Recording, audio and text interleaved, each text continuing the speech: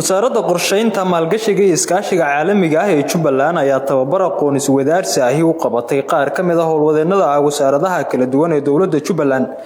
tababarkani oo socon doona muddo 5 maalmood ah ayaa diiradda lagu saaray xoojinta ilaalinta hay'adaha dawladda, dabagalka iyo qiimeynta mashaariicda horumarineed, hufnaanta isticmaalka dhaqaalaha iyo adkeynta isla xisaabtanka. ujeedada tababarkani ayaa ahaa in hay'adaha dawladda la siiyo awood iyo aqoon dheeraad ah oo ay ku sameyn karaan qiimeyn iyo kormeer hufan oo ku saabsan mashaariicda horumarineed si loo xoojiyo in si sax ah loo fuliyo isla markaana la gaaro natiijooyin wax ku ool ah. kulankan oo ahaa mid dood furan ayaa lagu falanqeeyay qodobo muhiim ah waxaana hadallo ka jeediyay mas'uuliyiin kala duwan oo ka hadlay muhiimadda ay leedahay ilaalinta hantida ummadda, hufnaanta iyo isla xisaabtanka. ujeedku aan ugu gol leenahay barnaamijkan ayaa ah inaan xoojino awoodda hay'adaha dawliga ah.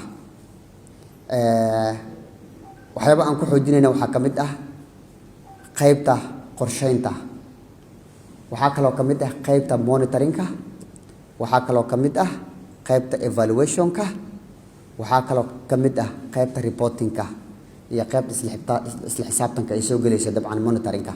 intaas barnaamijku waa barnaamij M&A horta capacity building waa M&A ayuu la xiriiraa. M&A hadda waa garanaysaan waa qiimeyn iyo dabagal shaqooyinkan aan bulshadeena reer Jubbaland aan u hayno.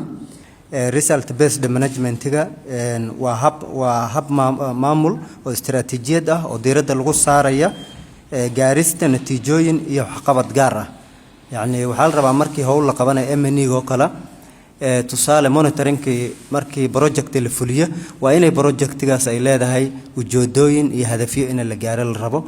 waa in outcome iyo impact ay leedahay. tusaale ayaanba waxaan ku soo sameynay anigii agaasimaha M&A-ga goob weyn dad deganaa oo markaas biyaha webiga dhabarka u doonan jiray baa kareetooyin iyo wax loo la siiyey. dadkii marka waxay ka kaaftoomeen impactiga ku yeesho waxay noqdeen inay biyihii la imaadaan, kareetooyinka qoryo kula imaadaan, meeshii mataqaanaa wax badan u qabato. marka wasaaradda qorsheyntana mandatekeeda waxaa ka mid ah monitoring, oversight, coordination of all projects oo government-ga dawladda ka socda inay ku sameyso kormeer iyo mataqaanaa in la gaaray ujeedooyinka laga lahaa mashaariicda la waday.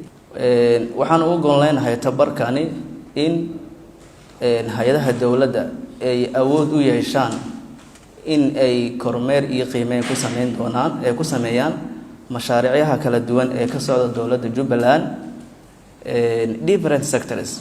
sababtoo ah mar walba wasaaradda qorsheynta waxay xoog saaraysaa in ay dhisto aqoonta hay'adaha dawladda shaqaalaheeda. mana ahan tababarkankii ugu horeeyay, waxaa jirtay dhowr tababar oo ku saabsan in M&A-ga ay wasaaradda qabatay. kuwii ay qabanayso buu qayb ka yahay maadaama agaasimaha oo la shaqo ku maqan yahay. waxaan rabaa insha Allah taala si official inaan ku furo shirkan insha Allah taala sidaas ayuu lagu furiyahay. waxaan rabaa marka hadda inaan siiyo siyaad si uu asagana uu kalimaadiisa insha Allah maadaama saglabtiis uu yahay nin khabiir ku ah dhanka M&A-ga marka inaan ka faa'iideysano ayaan rabaa inaan kalmad gaaban markii siyaad ku soo dhawo. Xasan Ahmed, Jubbaland TV Kismaayo.